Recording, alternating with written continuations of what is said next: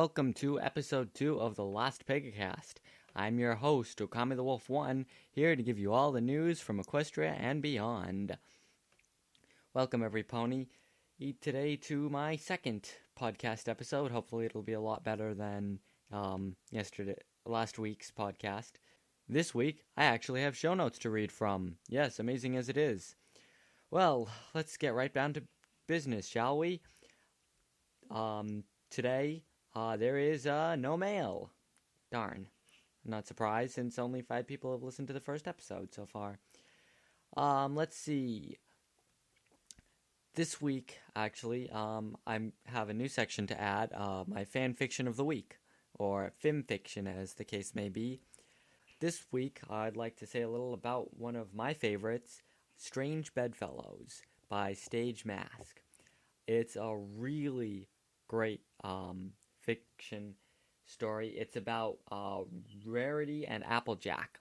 They accidentally get teleported by Twilight out into the middle of nowhere, and they have to work their way home and get embroiled in a conflict. And I won't say too much more because that's later in the story, and I don't want to ruin it for anybody. But it's a really good, I guess you could call it a ship fic. There really isn't a lot of romance, between the two, between Rarity and Applejack. It's more character building, and they work and build better bonds with their friendship. And it's a really good story. It really captures both characters really well. And my first audiobook was Strange Bedfellows, and you can listen to it, download it, and like and subscribe.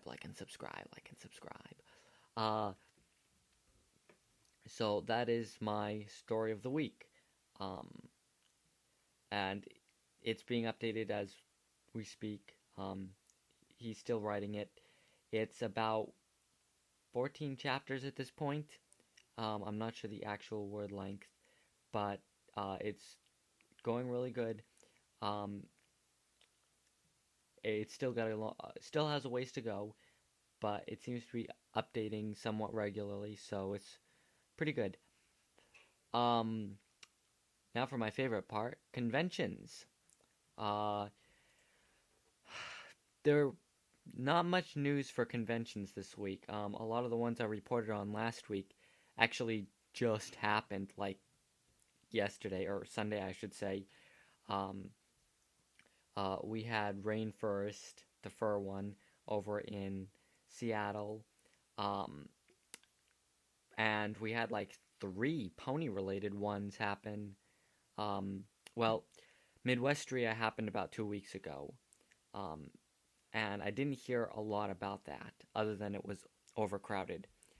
But Pwn 3 Con in Omaha, Nebraska happened, and I heard it was pretty good. They didn't really have that many guests. They had guests, but I don't think there were any big names. Let's see. Yeah, Pwn 3 Con was September 28th and 29th. They had a couple ones. They had White Dove Creations, and she sold some of her plushies, and they are amazing. They had a couple musicians, some artists. They had the Brony Cast, another favorite podcast of mine, and Laugh Track was there hosting it, of course. But there weren't any DHX staffers or VAs there.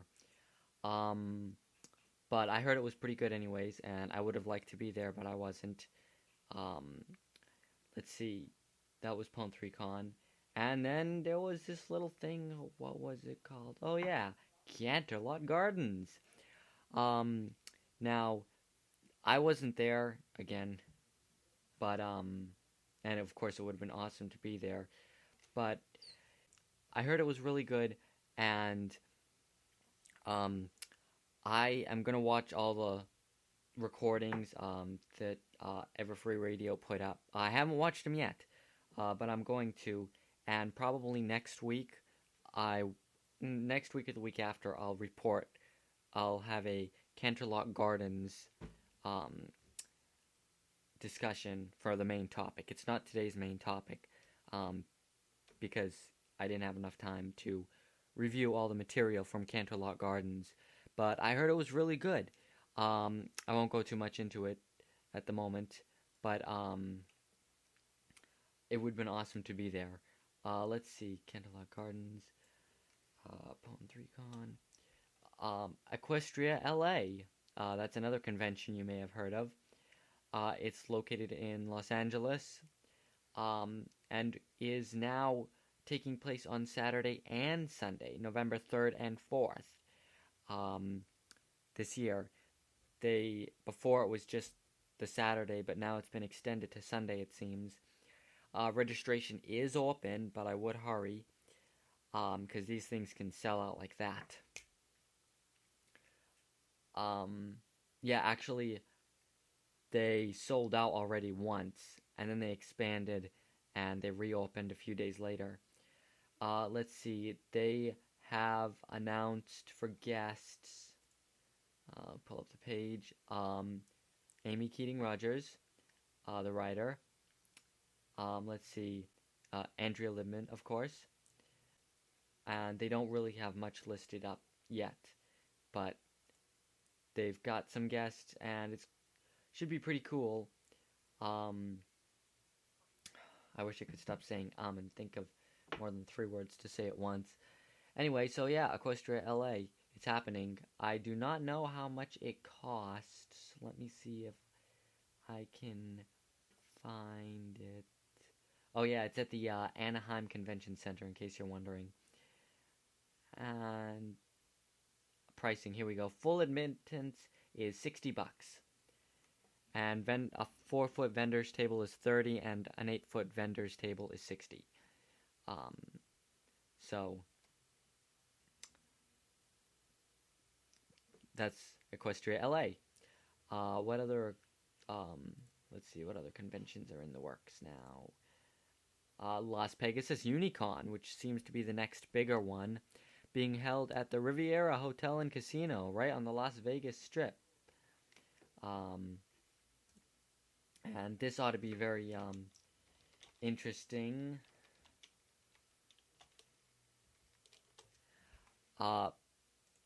I would love to be there. It would be like perfect to have the Las Pegacast at the Las Pegasus Unicon, but I'm not. It's way too soon. If it were a year, I'd like to. If this podcast gets anywhere near popular, I would love to have a panel at 2014 Unicon if they have one. But we'll take it 1 year at a time. Let's see, February 22nd through 24th next year. And they just announced Tara Strong and Daniel Ingram. And they will be there too. It is at the Riviera. And it is $85 for a convention ticket. A little more expensive than, well, it's more expensive than all the other conventions. But they actually have an interesting thing. They have a couple tickets where you can buy these tickets and you get a hotel. It includes hotel. I'm not sure if it includes dining. It includes the convention tickets, of course. I believe you get VIP privileges, pushed to the front of the line and all that stuff. And you get tickets for life for the Las Pegasus Unicon. Of course, if this only goes for 1 year, that won't help. But if it goes for 20 years, that would be very interesting. They have a grand total of 3 tickets for that type that they're selling. They already sold out of those, but they got another 2 tickets. But once those are gone, that's it. It's probably so expensive because this is the Riviera. It's right on the Strip. If I remember right, they built that thing over the Sands Hotel and Casino. Can't remember. I like old Vegas, so I pay attention to stuff like that. So I think that's. Oh yeah, one more con. Um, the Rhode Island Comic Con is actually going on. I believe the beginning of November. For any of you Trekkie fans, John Delancey will be there actually. Um, he's the biggest guest, at least that I want to see. I might be there because it's within. I'm just over into Massachusetts, so I'm pretty close. Tickets are $35 for a day and $45 for both days, I think. Let me pull this up. And anyway, they're going to have some cosplay and several Trekkie panels. A lot of Trekkie panels. Let's see. I'm pulling up the guest list now. And it will not load. Oh, there we go. Let's see. John Delancey, big one. Lots of Trekkies. Yeah, like everyone from like Battlestar Galactica and Star Trek, and I'm not a Trekkie, so I really don't know who's who here. Oh, they're gonna have some of the Power Rangers. They are actually. Lee Merriweather is going to be there. She was the original Catwoman, and she'd be interesting to see. Or at least I'd be interested in seeing her. Let's see. Some models.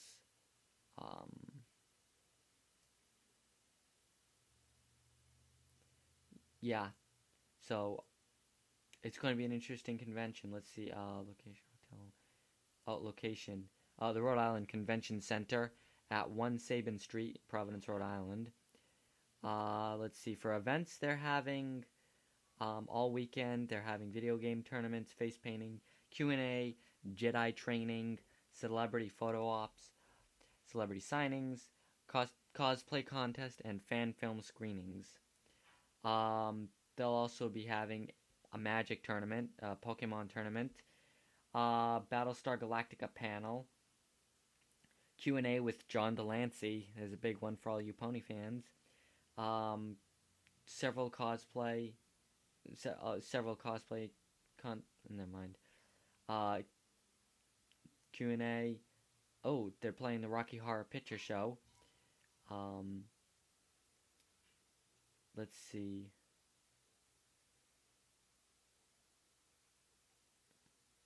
Power Rangers panel.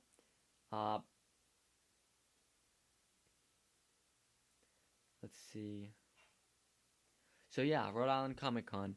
And I think that's it for convention news. Yeah. Now move. I hope I'm still recording. Oh, good, I'm still recording. So that's it for convention news, and now on to pony news. Let's see.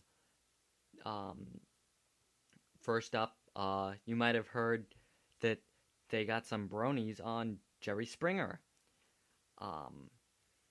And I'm looking at the picture now on Dirt Behooves News because I am not going to watch Jerry Springer.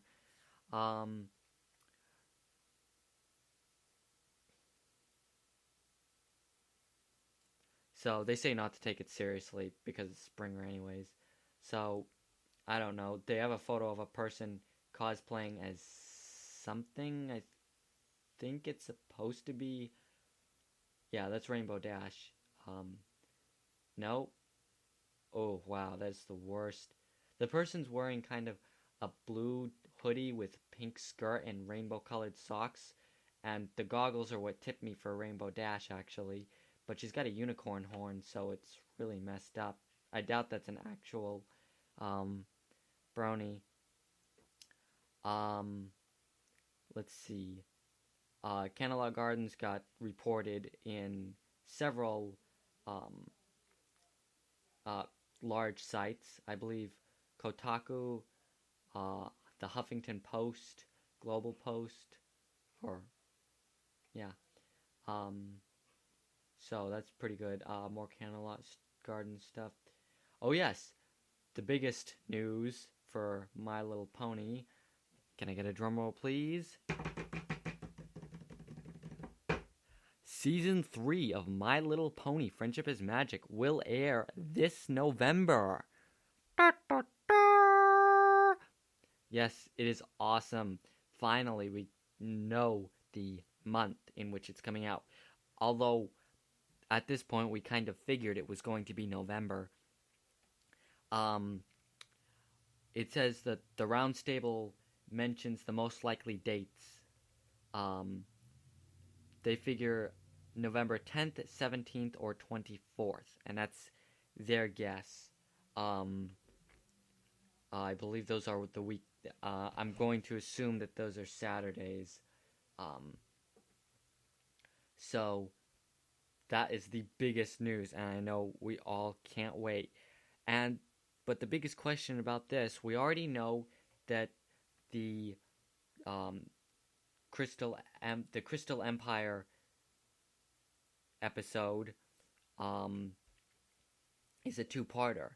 Now, I wonder if they're going to do the same thing they did with the finale and air both parts on one day, or air them 1 week and then one the next week.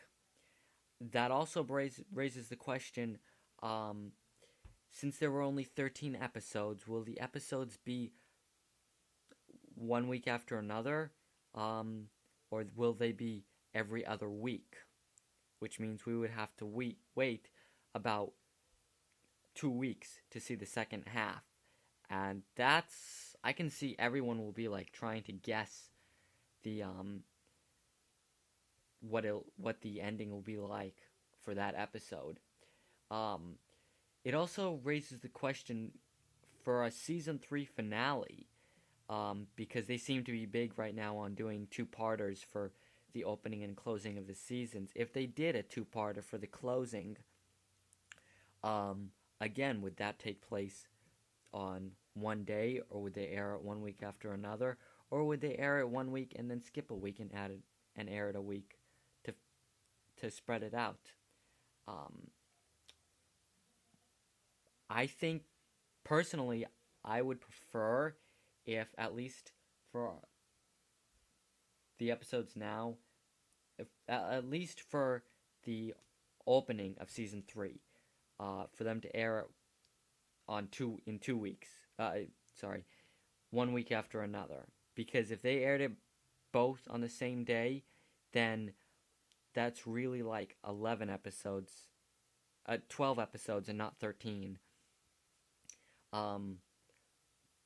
So we'll see. But anyways, we all can't wait for that. It's finally going to happen. We'll have content to talk about, new pony content, because at this point, even I don't have much for the podcast. Today's main topic is barely even pony related. So, but that is the biggest news. Let's see. More toys out, of course. More toy sets. I see a spa pony set,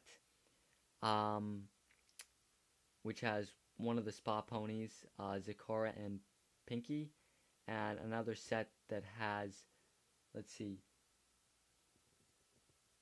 Oh, I can't read what this picture says. Famous Friends set. It has Rarity, Hoity Toity, and Photo. I thought her name was Photo Finish, but it is. Wow, they've got it says Photo Flash. I can't believe they would make a mistake like that. I'm just gonna double check this right now. Oh, and in the Spa Pony set, it's Lotus Blossom. I guess that's her full name. Lotus. Alright, let's see. I'll go to YouTube to find this.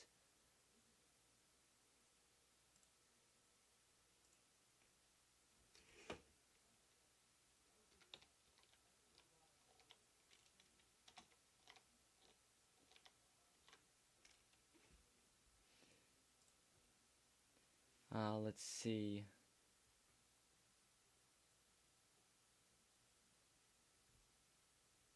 It is photo finish. Yeah, I thought so. Wow. So, yeah, they've got that mistake there. I think that is it. That was basically the only news was season 3. Let's see. No, today's going to be a short podcast.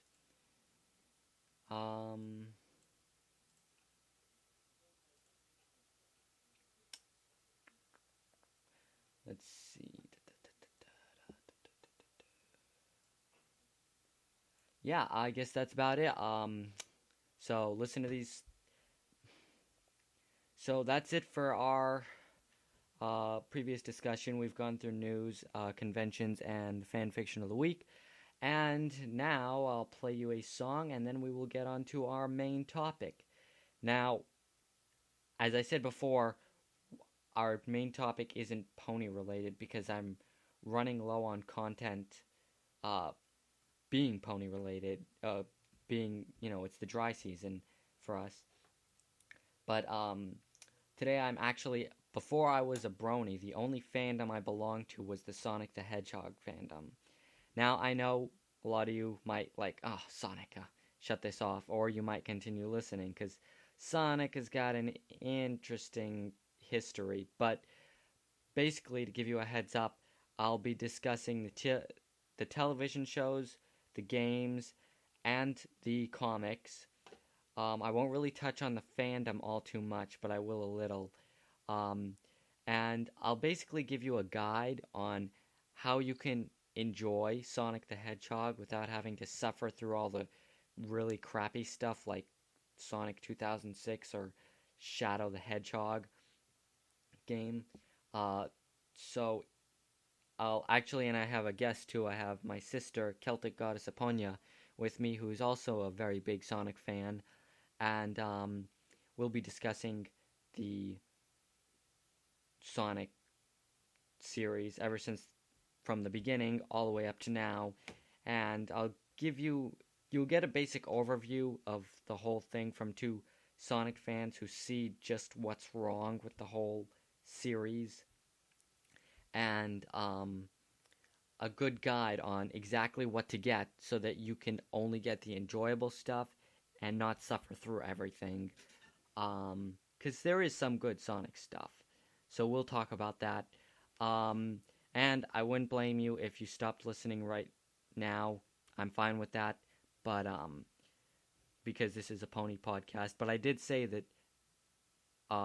9 times out of 10 it was pony, but occasionally I would do other stuff. So today, because it's the off season and I have no episodes to talk about, or anything, no new official content to talk about, we'll be talking about Sonic the Hedgehog.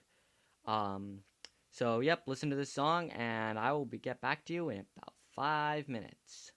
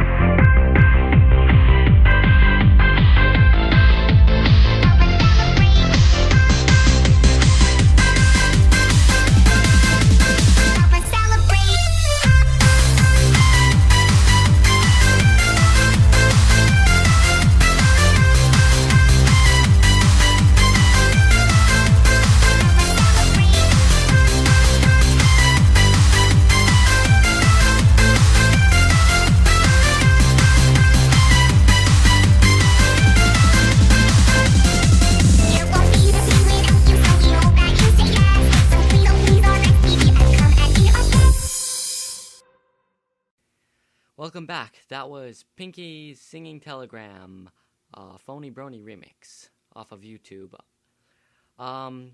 So today's topic is Sonic the Hedgehog. I know it's not pony related, but as I said before, occasionally we won't do pony related stuff. And since there's not much pony stuff to talk about, I'll do what is hopefully my only Sonic related podcast. Joining me today is my sister, Celtic Goddess Aponia. Hello. And so she's also a big Sonic fan, so she will be talking with me today about the TV show, the games, and the comics.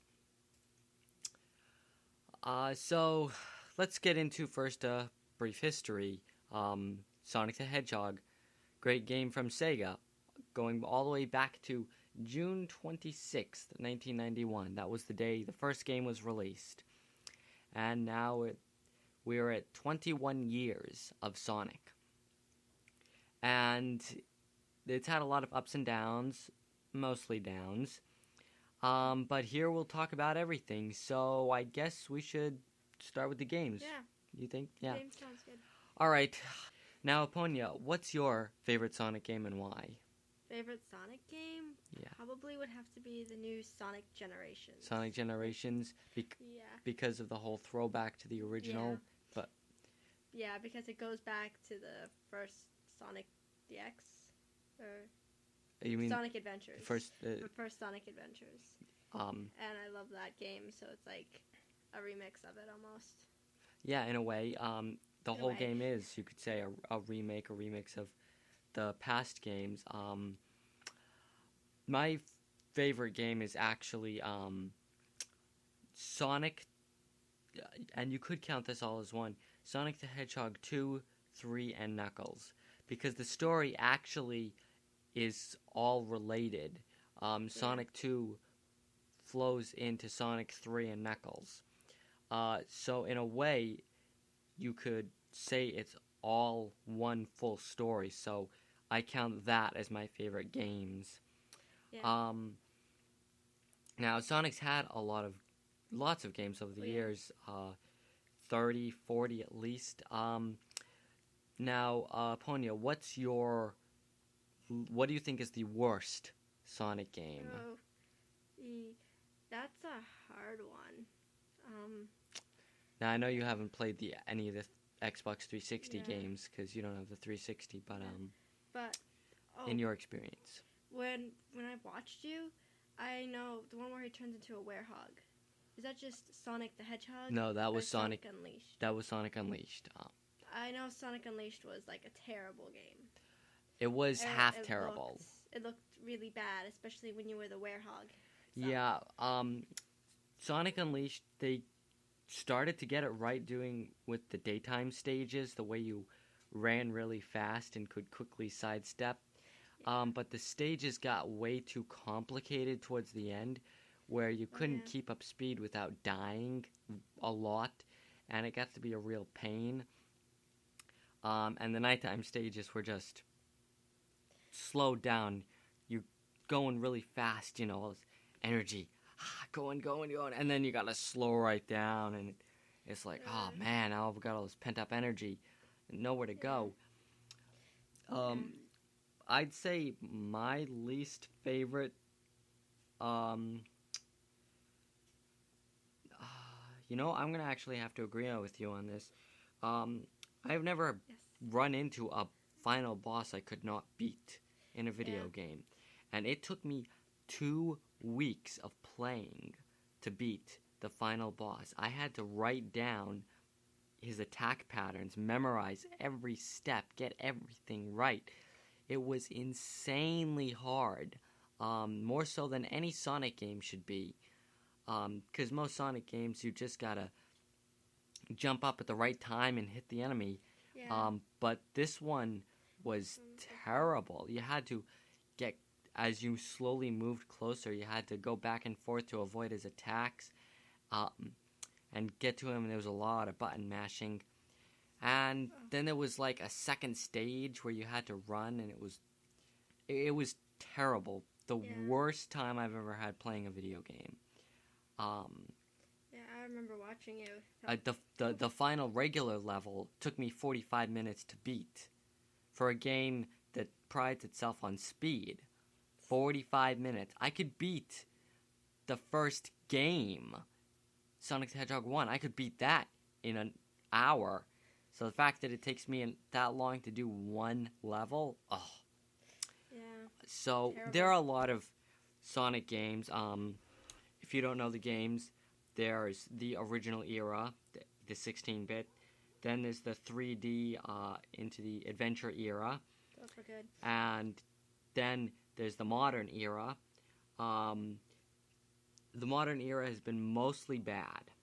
So we're focusing on the good and the bad here. So basically, Sonic the Hedgehog 1 for the Sega Genesis. An amazing game, amazing tunes. The music is unforgettable. You could play a sound effect from that game in a crowd, and a Sonic fan will just randomly yell out where that sound effect is from. That's how memorable all that music is. Yeah. Sonic...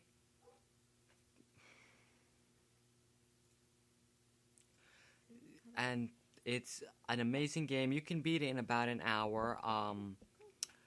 It's not too hard, but it does have a good difficulty. You know, early levels are easy, and it gets harder and harder. It's really amazing. Sonic the Hedgehog 2 is considered the best game in the entire series. It introduced the character Tails.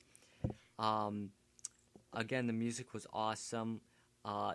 The story, it had a story instead of just Dr. Robotnik has taken over the South Island. It had a little more of a story with the Chaos Emeralds. And of course you have to collect them. You've always had to since the first game. Had to collect the Chaos Emeralds. Yes. Sometimes it can be too hard. Yeah. Many times. But it was the best game. Personally, I always prefer the first game over the second, but it was good. And then there was the third game, Sonic the Hedgehog 3, which had the awesome ability to plug into the top of Sonic and Knuckles, because they were originally set to be one whole humongous game, but because of the time delays and they wanted to get the game out sooner, they released it in like 2 parts. And so you can play Sonic the Hedgehog 3, but then you can go and get Sonic and Knuckles and plug it in, and you'll get this huge game. It had a save file and everything. It was that big. I remember. Yeah. And you could play as Knuckles and Tails and Sonic. You could play as any of them. And Knuckles, when you'd play as him, he actually had a different route through the game. Yeah. He was more like cleanup crew, and he had to go up against some of Robotnik's a leftover egg robo that had taken over. Yeah. And it ends a little after Sonic has completely defeated Eggman and has beaten the Doomsday Zone. And that was the best. Now, you never reached it, did you, Sierra? No. You never reached it, did you, Aponia? The final zone? No, I never could No, get that it's far. really hard. You have to get all 7 Chaos Emeralds in Sonic 3, and then get all the Super Emeralds in Sonic and Knuckles. Then you'll unlock the Doomsday Zone, which isn't too hard, but it's fun. It unlocks the complete ending. The game is simply amazing. I actually own both original walkthrough books from the early 90s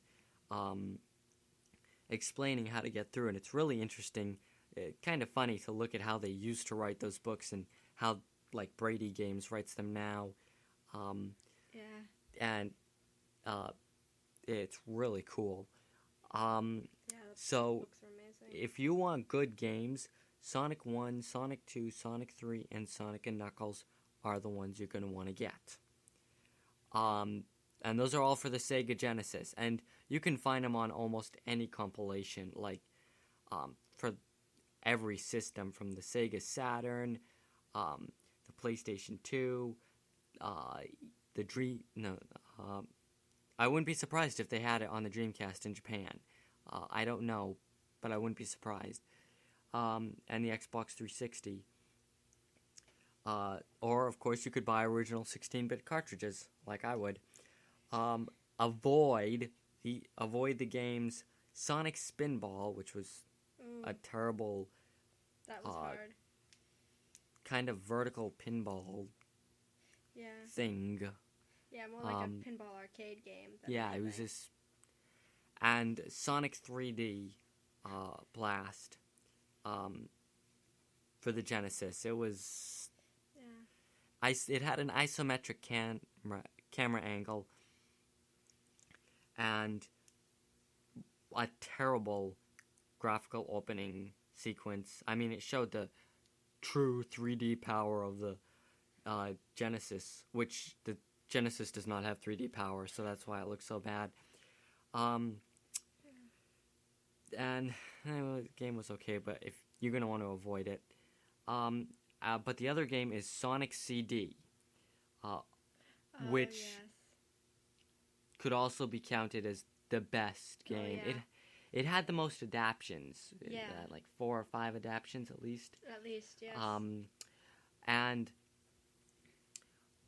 the game had a ton of levels. It had I believe, and don't quote me on this, but I believe it had 8 zones. Yes. And each zone had 3 levels, 2 regular and a boss level. Yes. But each of those levels had a past, present, and future version of themselves. Yes, that. And I believe a bad future and a good future version. So that's 4 of each. So that's like 32 levels. Yeah. That game was. The game's so not fun. too hard. The hardest part is completing it, because you can beat the game. You know, it's not too hard. Beat it in. I believe if you beat it in 26 minutes, you unlock all the cutscenes. And that's. You unlock the good ending cutscene. Yes, That's what you unlock. You unlock the good ending cutscene, because the game, while it was only 16-bit, because it was on the Sega CD, it could do more. And it had anime opening cutscenes. It had really a nice. minute and a half opening cutscene with the great song Sonic Boom. Yeah. And Doo Doo Sonic Warrior for the Japanese version. And 2 ending cutscenes, a bad ending and a good ending. Now, instead of Chaos Emeralds, you get Power Stones, and they help with the time travel element of the game, and you get all 6 of them, and you'll get the good ending. But it's really hard in those special stages. It's actually got a 3D special stage, but it looks good. Helped by the Sega CD. You can get this and play it on an emulator or your computer, or buy a copy and you can play it on your computer, or buy a copy and buy an actual Sega CD unit. I want to get one. I don't own an original copy. I have it on a compilation, but I would love to get one. So those are the best games, and if you're looking for only the good part of Sonic, these are the only games you're going to want to buy. That's Sonic the Hedgehog 1, Sonic 2, Sonic 3, Sonic and Knuckles, and Sonic CD. Special runners-up are the Sonic Adventure series from the Dreamcast. Those were I really enjoyed those. They do have their problems. Yes. Sierra, what's that big problem from the first Sonic Adventure game? Are you talking about the Chow Gardens? No, those were fun. Oh, sort of. It's a big problem. Really big. What? It's big and purple. Oh, yes. Big, the cat. Yes, Big the cat. The pain. Oh, It's yeah. like, the guys at Sega were like, people are buying Sega Bass Fishing. Let's put that into Sonic. No. Yes, Big the Cat's missions are nothing but fishing. You try to catch Froggy, and you catch Froggy. And then somehow he gets away again and again. Froggy! Froggy, no. Froggy? It was terrible. That stopped it from being a truly great game. Yes. There wasn't too much that was bad with Sonic Adventure 2. Any complaints about that one? No. Just getting all A's is insanely hard. They made Yeah. it, too difficult to get all A's to unlock that secret, level. Yes, It was tell the us about the 3D secret level. I haven't been to it, but it's the 3D Green Hill Zone. And I guess you can only play it as Sonic, but apparently it's cool, but I've never actually seen it. Yeah, now I've seen it, and it is a 3D version of Green Hill, but it actually looks really terrible. It's like they didn't spend any time animating it. It was like, let's just put some green checkered blocks here and a palm tree there, and boom, that's it. Don't worry about that. Yeah, so that was... No, it's not worth getting to that. The modern era was pretty bad. First up, there was Sonic Heroes, which had a team element that made the game a real pain. Then we had Sonic Heroes. We've got to find the computer room! Oh. No, that's Shadow the Hedgehog, not Sonic Heroes. Yeah, You said Sonic Heroes. we just talked about Sonic Heroes. We're talking about Shadow the Hedgehog now. Okay. Those... Yeah, Shadow, terrible. Shadow's cool dude. Let's give him guns, make him cooler. Make him ride a motorcycle that goes 12 miles an hour. Make him cooler. No, it didn't work. Made him 20% less cooler. Yeah. I said it. All right, folks. I'm going to do this. I heard him.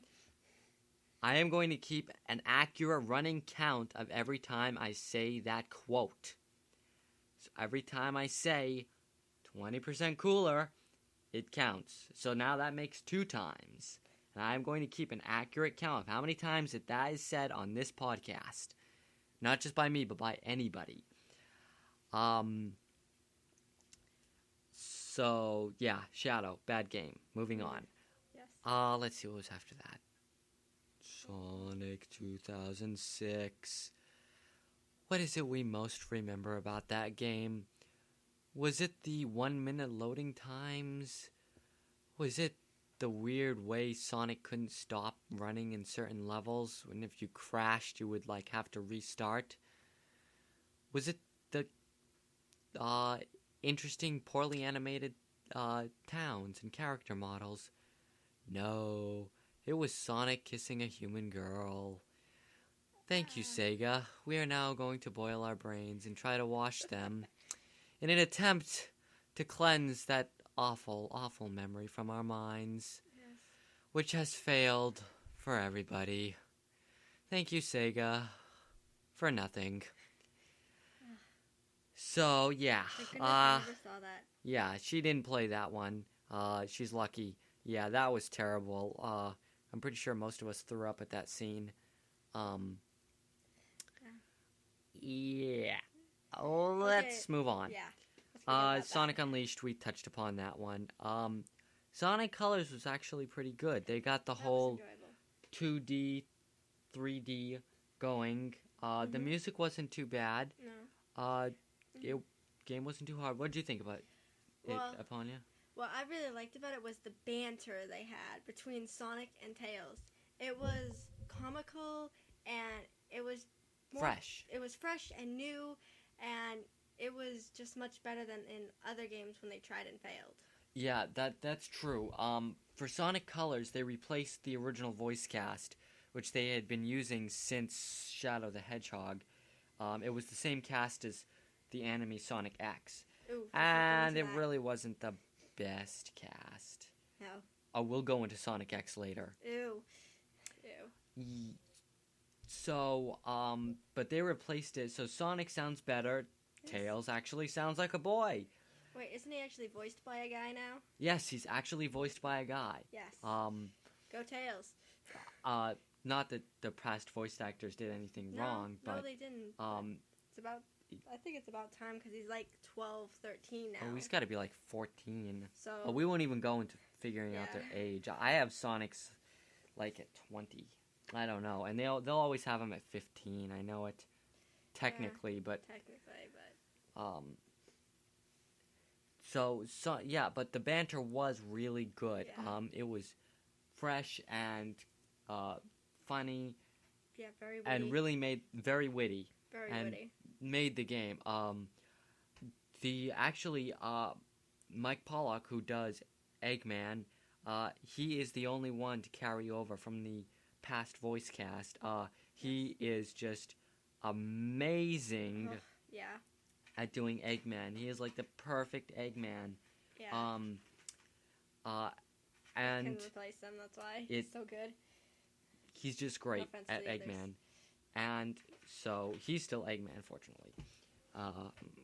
And he does it in the next game, Sonic Generations. It was a good game. There's nothing that you could say was wrong with it. It wasn't a long game, but it wasn't short. It wasn't really hard, but it wasn't super easy either. It was just fun.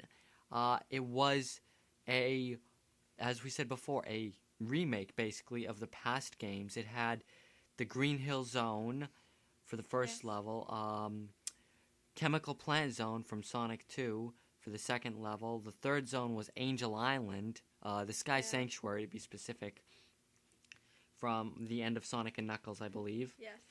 And then they had a boss from Sonic 3. I believe the final boss of Sonic 3 was in there.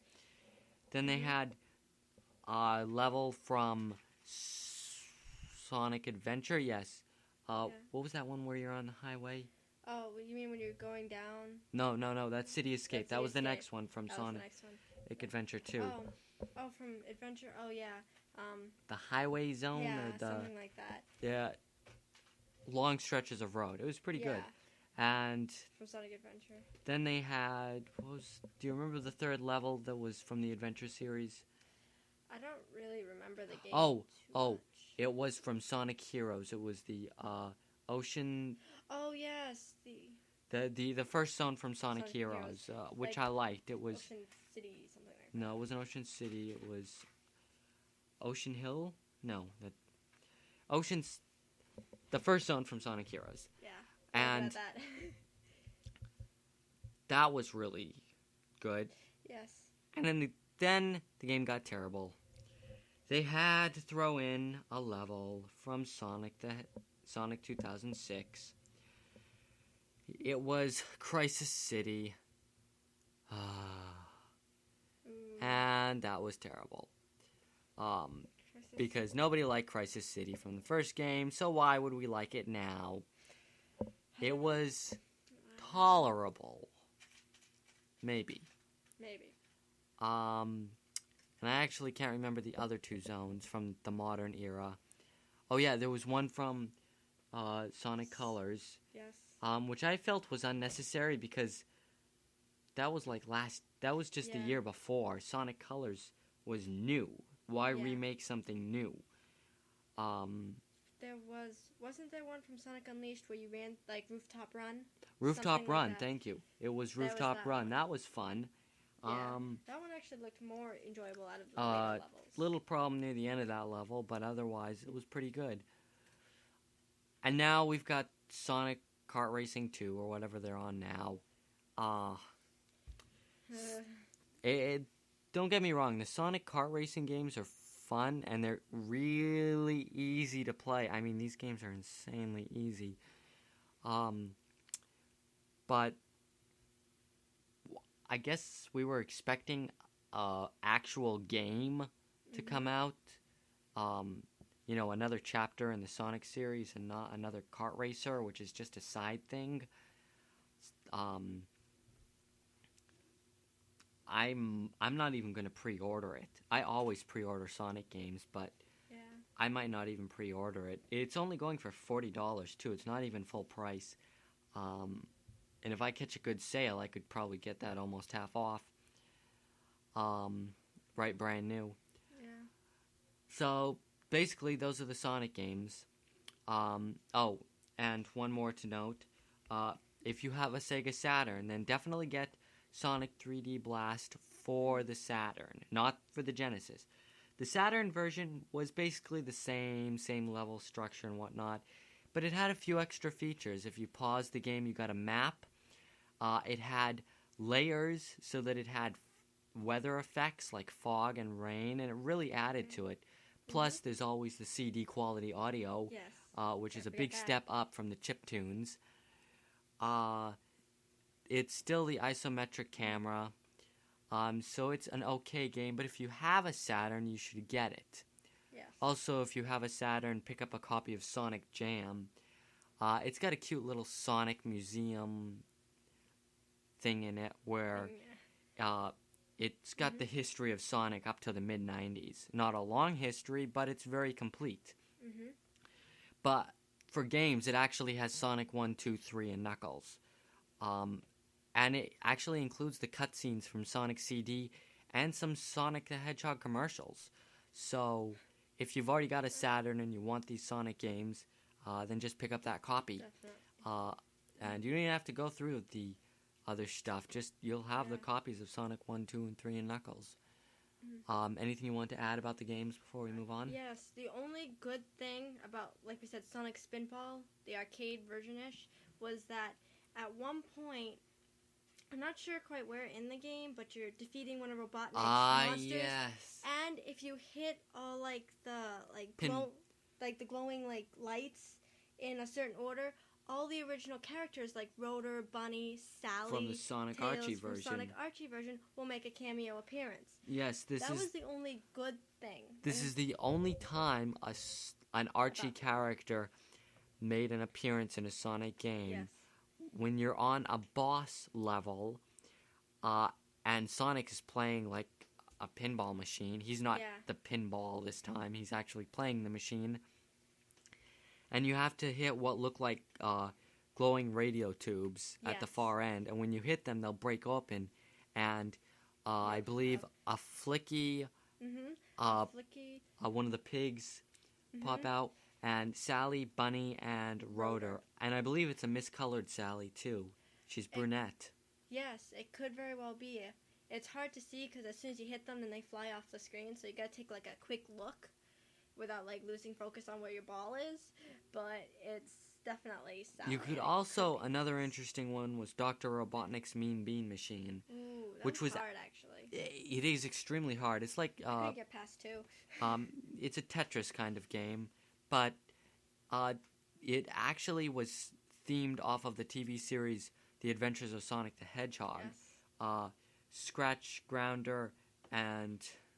I can't believe I forgot the... Coconuts. Oh, yeah, Coconuts. Make appearances along with the cartoony Robotnik look. Yes. Oh, and for those of you who don't know whether to call him Robotnik or Eggman, we always called him Robotnik here in America. From the beginning of the first game up until Sonic Adventure. Yes. Then we called him Eggman. In Japan, he was always Eggman. Now, people debate whether it was first because Sonic the Hedgehog was released first here, and then in Japan. Really? Yes. I did not know that. They could say, well, we called him Robotnik first, and then Eggman, but they always called him Eggman. Yes. So it's personal preference, really. Yeah. But now that we've talked for the games for a half hour, let's move on to something that won't take much time, the TV series. Oh, that's simple. The first one. Of course was Sonic the Hedgehog, a.k.a. Satam. That was, if it's the one I'm thinking of, it was really good. It's with Sally and Bunny, right? Yes. It was based off of the Archie comics, and it was very, I guess you could say it was dark and dramatic for an early 90s cartoon. Yes. It was, it had a continuous plot, a running story throughout the whole thing. It had several great characters. Oh, yeah. It wasn't just Sonic. No. They weren't annoying characters or anything. No. They were real good characters. Which I wish we saw more of, but we never True. did. And it had a really great ending, the end of Season 2. Oh, yeah. It actually follows the plot of the comic book. They were kind of written about the same time. I believe the comic book went farther than the series, but they made it so that it all coincides. So it's all in the same universe. Yes. So it's basically the animated version of the comic book in parts. It did come to a different conclusion. Basically, the Archie comics from numbers 25 through 50 are the same as the 26 episodes of Sonic the Hedgehog. Yes. There were some differences, variations. The comic book version is usually better when it comes to the variations. Yes. But you're going to want to see this cartoon. If any cartoons, see this cartoon. This one's definitely worth it. Very much. Very much so. The second cartoon, which actually ran 5 days a week, was the extremely cartoony Adventures of Sonic the Hedgehog, a.k.a. AOSTH. Yes. That was actually fun to watch. Because it was, like, light and cheerful. I just found it really enjoyable. It was really funny. It was extremely cartoony, you know, surreal worlds, exaggerated. The only characters was Sonic and Tails, and Robotnik, and Scratch and Grounder, and Coconuts. Coconuts very rarely appeared. Really rarely, but... It ran actually for 66 episodes, plus a Christmas special that aired 2 years later. Yes. Now, again, it's extremely cartoony. It's as opposed to its dark... predecessor? No, they ran at the same time. Oh, they did. Okay. You could watch Sonic 6 days a week. It was awesome. That is. It's very cartoony. Things did have a proper continuity though. They would have like a character in for one episode, and then 20 episodes later that character would appear one more time, and it was the proper timeline. Like everything was set perfectly. They remembered their past, meeting them in the past, so it was good like that. It wasn't like re-meeting the character for the first time or something. So that it did move along. Now, this could actually follow the Archie comics in a way. Yeah. Because of its cartoony nature, you could match it up with the first 24 issues of Sonic the Hedgehog. Yes. Because those first 24 were really cartoony, like this version. Yeah. And you could... Now, I'm really good at judging character ages, and figuring out how far a character has aged. Sega will always say that Sonic the Hedgehog is 15.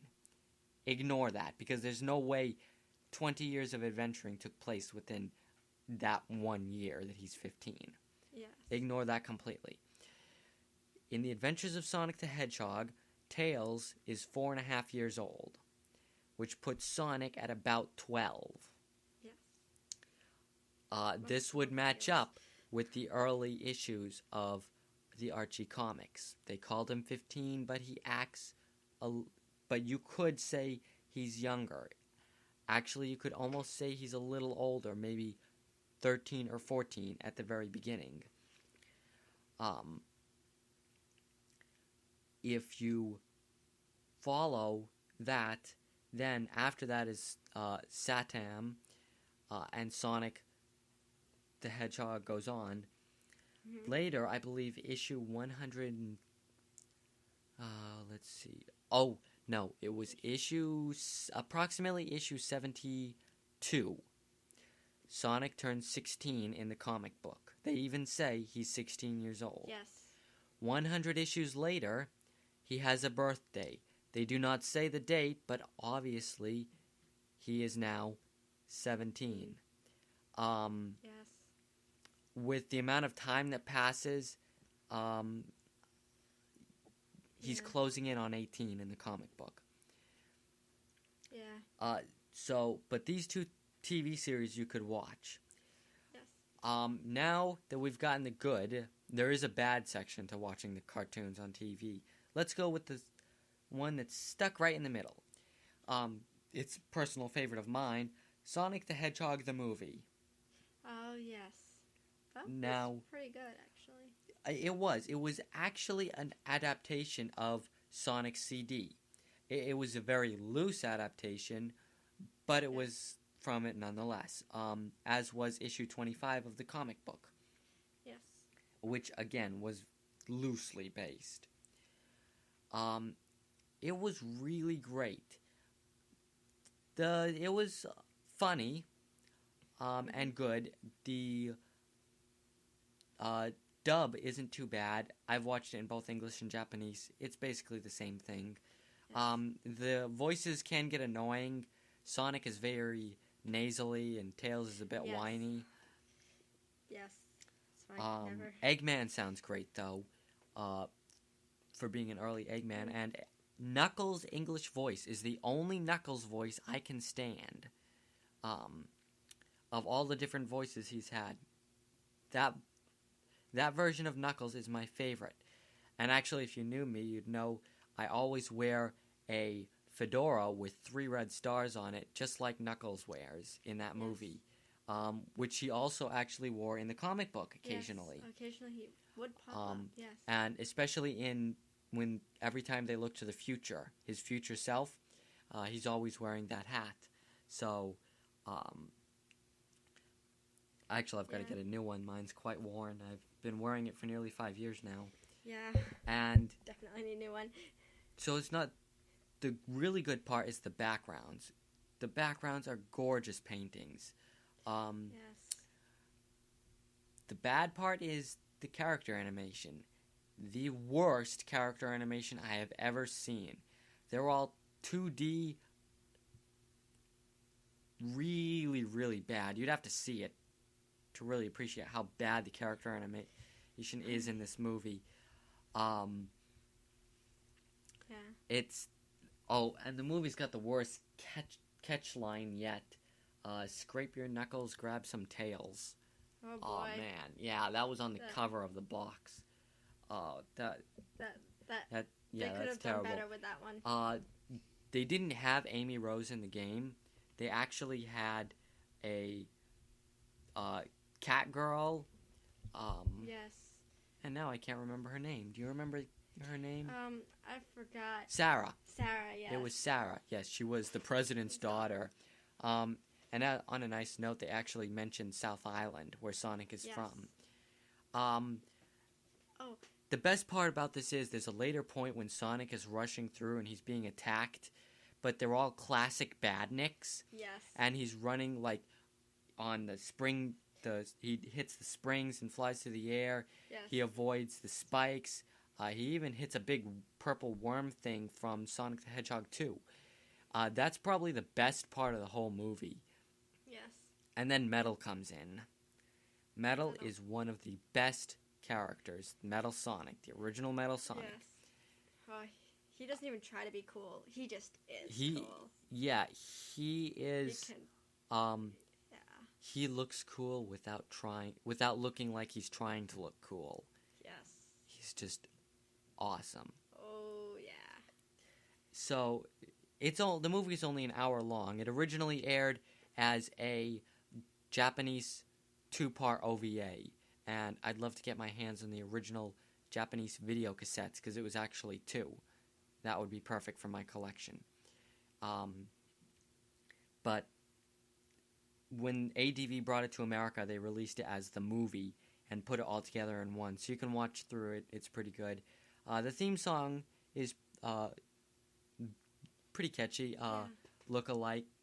It was actually on True Colors, the Best of Sonic the Hedgehog Volume 2 CD. It was, but it was only the cut version. Yeah, which kind of stunk. Yeah, the full version would have been much more appreciated. But the movie is passable. Yes. I like it. I can quote the whole movie from memory. Yes. Oh boy. And don't forget they actually call him Dr. Robotnik and not Dr. Eggman in the movie. They actually call him both. They do? Yes. In the English version, he's Dr. Robotnik, but in the Japanese version, he's Dr. Eggman. And when you see them, at one point, Eggman, when he's holding Sarah hostage, They're playing a little holographic fighting game, Yes. and in the corner it says Eggman next to his life bar. That would be. I've never seen the Japanese version. I've only seen the English. Well, So- the versions are the same. It's just the dialogue. The dialogue has changed. I've never seen it with the Japanese dialogue. And that, I believe, was released in '96. And a year before that was the Sonic, the Adventures of Sonic the Hedgehog Christmas special. Yes. Sonic Which was pretty good because they had a miscolored Sally Acorn from the comic book in there, so that really ties it all together. Yes. Which brings it like right to the beginning of the Sonic comic. And that was pretty good, for a Christmas special. They actually call it Robotropolis, but they put 2 T's, so so instead of Robotropolis, it's Robotropolis. But hey, close enough for me. Yeah. Let me see what's going on with him. Now, that's where the good ends. Then we get the bad. In 1998, they came out with Sonic Underground, a story about how Sonic and his 2 siblings, Sonia and Manic, who all sound mysteriously alike. Because they're all voiced by Jaleel White. Yeah. He's good as Sonic, but not good doing 3 characters who interact and have to all sound different. Yes. I actually like the series. Yeah, so- she likes the series. She's the only one in the country who likes this series. I didn't like the music too much. No, But nobody liked the music. But I just thought the whole thing was pretty good. I mean, kind of stunk that it never ended. But Yeah, basically what she's talking about is the 3 of them had a band, and they were beating Robotnik. And each episode had a 45-second song. That was... the songs weren't really... I mean, they were about par as you could get for a cartoon like that. Yeah. And the problem at the end is it didn't end. Yeah. Like, it's like possible that Robotnik's dead, but of course, he's like not. It's like there's an explosion at his place, and it's like, oh, he's dead, or is he? We never know because it's the final episode and it doesn't conclude anything. Yeah. Throughout the whole thing, they're trying to find their mother. But they never reunite with her. Yeah. So that was the only bad thing about the series. Yeah. If you want to see this series, I would only suggest watching the 3-parter. It had to do with Chaos Emeralds. Oh yes, with Knuckles. Yes, Knuckles was the only other canon character who appeared. Yes. Besides Sonic and Robotnik. He appeared in 4 Tails episodes. did not appear. Yes, Knuckles appeared in an introductory episode for him, and in this 3-parter. The 3-parter is pretty good. It's probably the only ones. And Knuckles' voice isn't that bad. He sounds younger than in the Sonic OVA. And I'm not sure, but I heard that Sean Connery has an uncredited role. I'm not sure if that was just made up or not. Where he is. Because actually one of Knuckles' grandfathers appear. Yes. In the comic series, he has 6 grandfathers living, and his grandfather Athair appears in these episodes, and it sounds like Sean Connery. It does. But it could be just one of the voice actors just doing a Sean Connery impression. Yes. I'm not going to do my Sean Connery impression right now. It's terrible. But thank you. So I don't know whether it was really him, but it very well could be. I don't know. So yeah, that. Moving on. Aww. Sonic X. Ew. Yeah, ew. That's all I have to say. Now, think of how great it'd be. Your favorite video game character starring in an actual anime. You know, instead of being like an American children's cartoon, we get a full anime with lots of fighting and adventuring, and it'd be awesome, right? And then they had to go and mess it up. Sonic and everyone gets tossed from their world into our world, and now they're living with humans. Perfect way to ruin an anthropomorphic story is to throw in humans.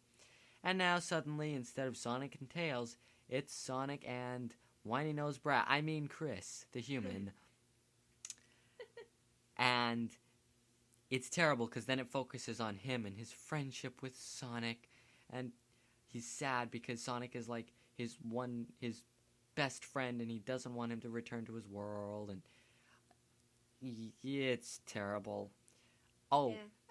And to add insult to injury, 4Kids did the dub, which means, yes, you guessed it, every episode is edited to crap.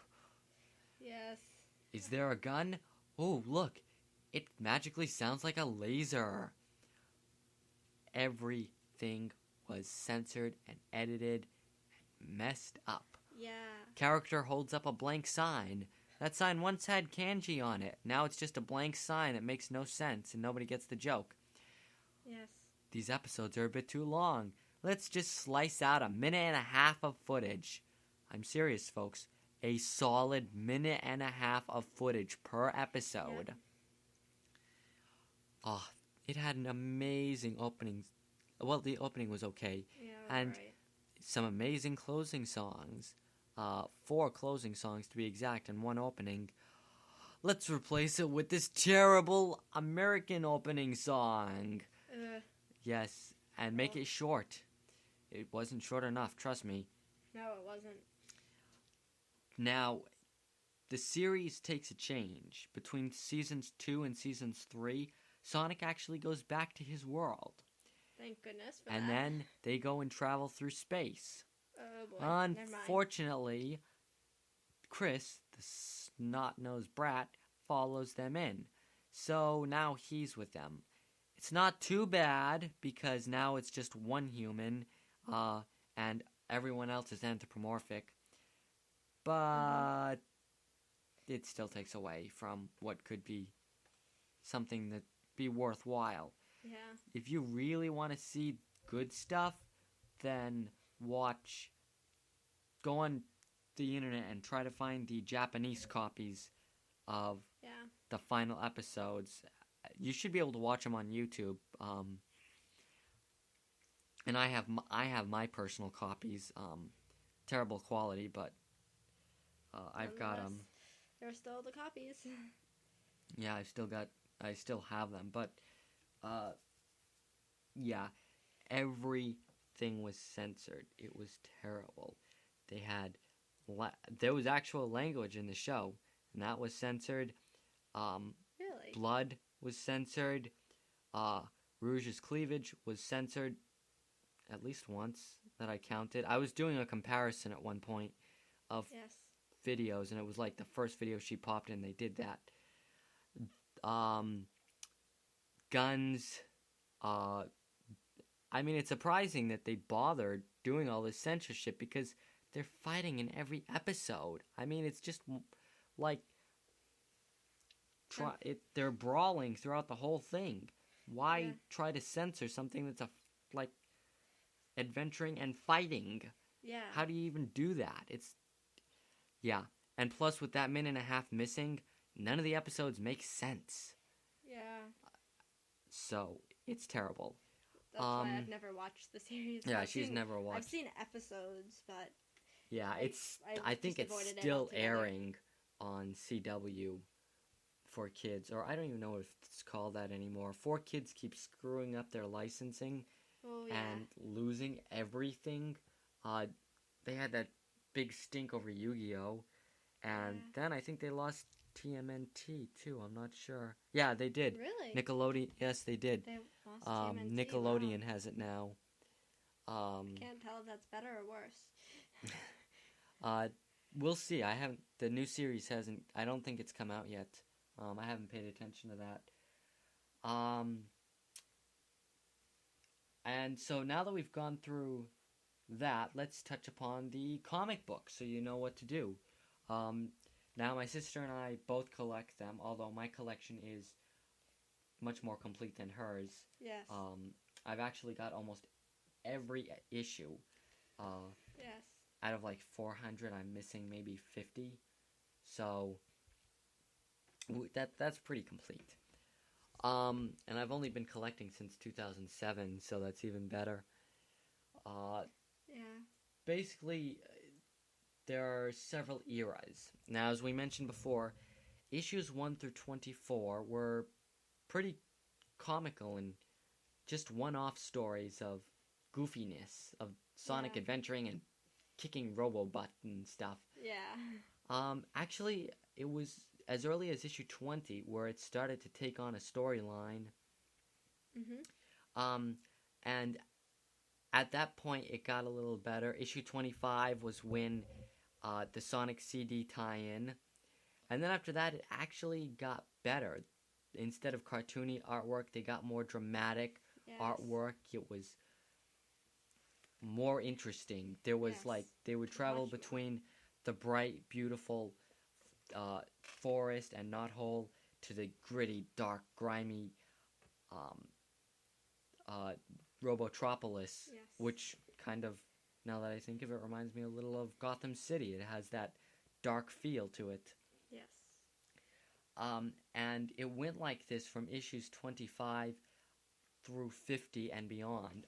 Issue 50, they finally destroyed Robotnik. He died in his own creation. Yeah, he actually died from his own machine. Now, there's an interesting thing about that. The Endgame series, which was issues 47, 8, 9, and 50, where it was the final battle, Sally, Sonic's main love interest, fell from a great height, and Sonic was set up as the one who did it. He was later cleared, but he was set up. Originally, Sally was supposed to be killed off. Now, I know you didn't know this, Sierra. No, I didn't. But Sally was supposed to be killed off. And she wasn't, though. I believe they got a bunch of letters. And so they finally decided, oh, she's actually in a coma. Yes. Although that would have been very dramatic if she had been killed. I'm glad they didn't, because I always liked her. No, I do like Sally, too. Yeah. She and Bunny. So the story went on, and it was good. Eggman came back, an alternate reality version of him, came back in issue 75, but it was a good break. It was a solid 2-year break, and Sonic explored all of Mobius. He traveled the world and battled new foes, and it was a good break. But they needed to bring Eggman back. So he was back. Yeah. And he was actually mechanical until issue 130, I believe. Yes. Or even issue 120. And then he was back to being human. And it stayed dark and dramatic until, I almost want to say, issue 132. In between those, my favorite issue is issues 121 through 123. Now, this had the most beautiful work you will see. Heavy manga style. I don't know how long it took him to draw those, but it was amazing. Most people remember these issues because it was the one where, let's see, what happened? Sally kicked Knack in the nuts. And that was very memorable. Everyone remembers that scene. Now, they had actual guns in that issue. Yes. And later on, Sega stepped in to protect their mascot and screwed everything up. I'll get to that in a minute. But those were the best. Graphically, those look the best. Then the artwork after that got simpler and simpler. Too simple, actually. Ian Flynn came in, I want to say about I believe by 150 he had come in. Now, some of you might remember that he had written a Sonic fan comic called Other M. It was very dark. I wouldn't quite say dramatic, but it was dark. And he actually did it for 30 issues. He couldn't draw that well, if I remember right. I actually never read the whole thing. And he took it down, so I don't think you can... It's really hard to find now. So he wrote a fan comic, and then he went on to write the actual story. And he tried to fill in a bunch of plot holes, and it left more plot holes and messed everything up. Like... You tried. Okay, so Bunny is suddenly mad at Antoine, and they're not with each other anymore, and it's like there's no explanation for 2 years until we find out that, oh, it was just Antoine's evil double this whole time. Yes, Patch. And nobody could figure it out. I'm trying to think of some other... Which, that is actually surprising, thinking if everybody's such close friends, they would have been able to figure You out would a lot think sooner. that they would be able to figure out he wasn't him. Yeah. And there was... They make fun of it if you read Power Rings. Do not read if you are under 18, by the way. But if you read Power Rings, they make a lot of fun of his plot holes.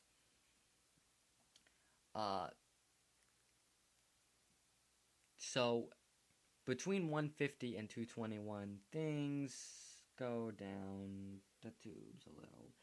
The artwork gets simpler. It gets less dramatic. It's still funny, but it's less dramatic. Nobody makes any progress. Eggman keeps attacking and then leaving and attacking and leaving. 174, he had almost ultimately defeated Sonic, but then Sonic rebounded. But since then, it's just been back and forth with no progress at all made between the two. Yes. I don't even want to read the comics anymore.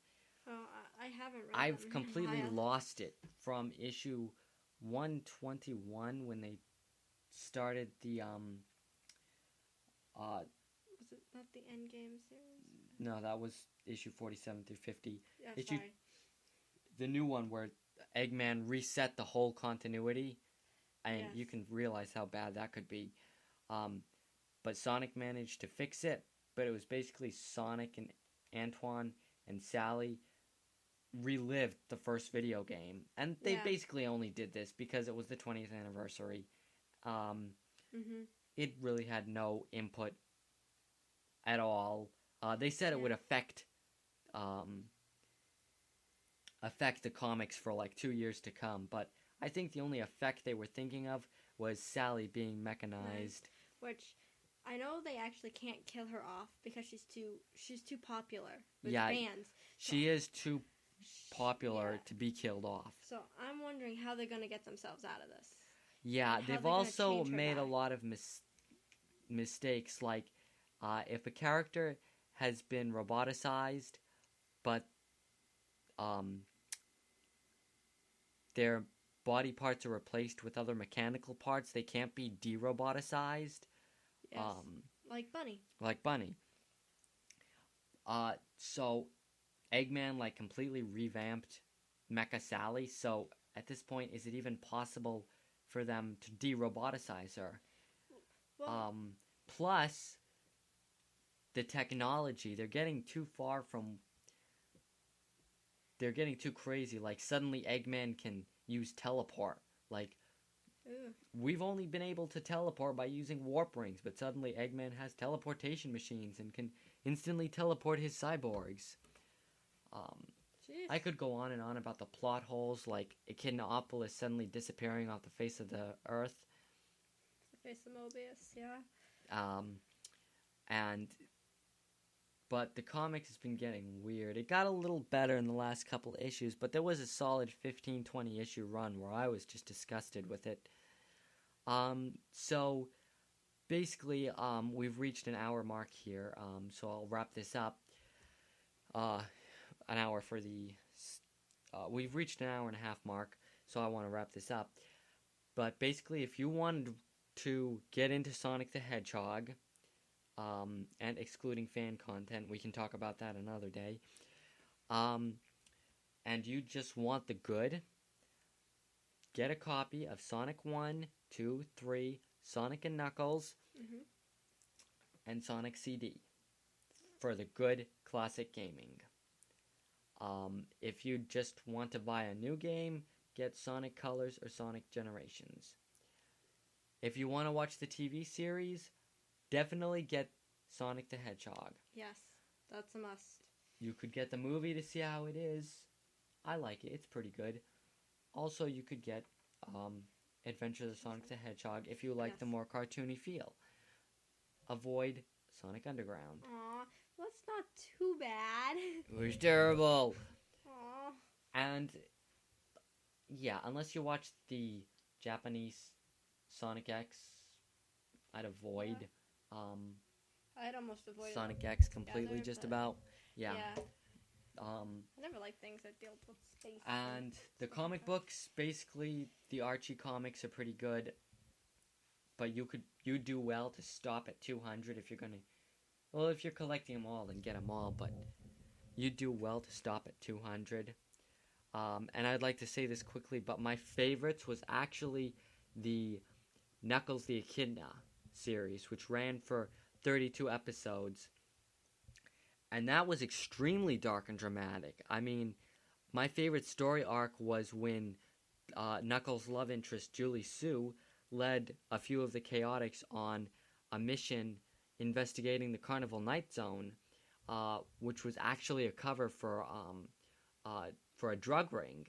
And one of Charmy's friends actually died at the beginning of that story arc. So it's very dramatic. And there's gunplay, I believe. Julie Sue gets pushed off a building.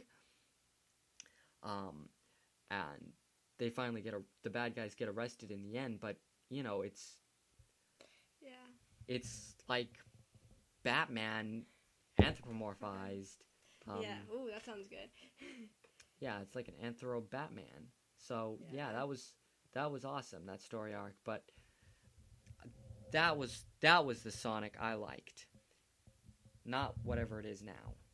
So you could just get the Knuckles issues; they're pretty cheap if you can find them, or you could go and pick up the collection books if you're really cheap, or you just can't find the issues, or you can't afford them. Yeah. I managed to get all the issues. I think I paid $4 an issue. That's not bad. No, not too bad, considering it was like an 8-year gap. Yeah. So, basically, that's Sonic the Hedgehog. If you want any fan content, go to Fireball 20XL. Super Sci Guy's got some great stuff up there. He doesn't do as much Sonic-related stuff as he used to, but he's got there's some interesting Sonic stuff on his site. It's actually a Tumblr now, not a website. Okay, cool. So it gets a little confusing there. But that's it for our main topic today. Thank you, Aponia, for talking with thee. Thank you for having me. On Sonic. Last, I guess, time for shameless plugs. Definitely, if you want plushies, I make plushies. Okami the Wolf 1 on DeviantArt, and Fur Affinity. You can find my plushies at both places. They're really nice. Yeah, Jeez. They're not on eBay. Well, they were on eBay, but the auction's expired. But you can still buy them directly from me. Like, shoot me an email at okamithewolf1 at gmail.com, and I'll definitely do them. I'm not taking art commissions now, but I am taking plushie commissions. Yes. So I will make a plushie for you. They start at $110 for a plushie. For depending on the character, the price depends on how many colors are used, and how complicated. Pegasi will be more than unicorns, and unicorns will be more than earth ponies. Yes. Pinkie Pie is cheap. I have some Pinkie Pies available now for $110 a piece. They're really I worth have it. Rainbow Dashes available at $135. Those were my first ones, so they're a little cheaper than what I normally charge for a Rainbow Dash. But they're all really high quality. They're not super high quality like White Dove. But They're nice. They're fleece. The eyes are they that fabric paper, and they're really nice. yeah. Check them out. I'm also on fan fiction and film fiction, and yeah, I think that's about it. Watch this spot though, because very soon I will be finished my audiobook reading of Sunny Skies All Day Long, and that will be awesome. So I'll get that done really soon. So watch this space for more pony audiobooks. This is Okami the Wolf 1 for the Last Pegacast. Good night, every pony.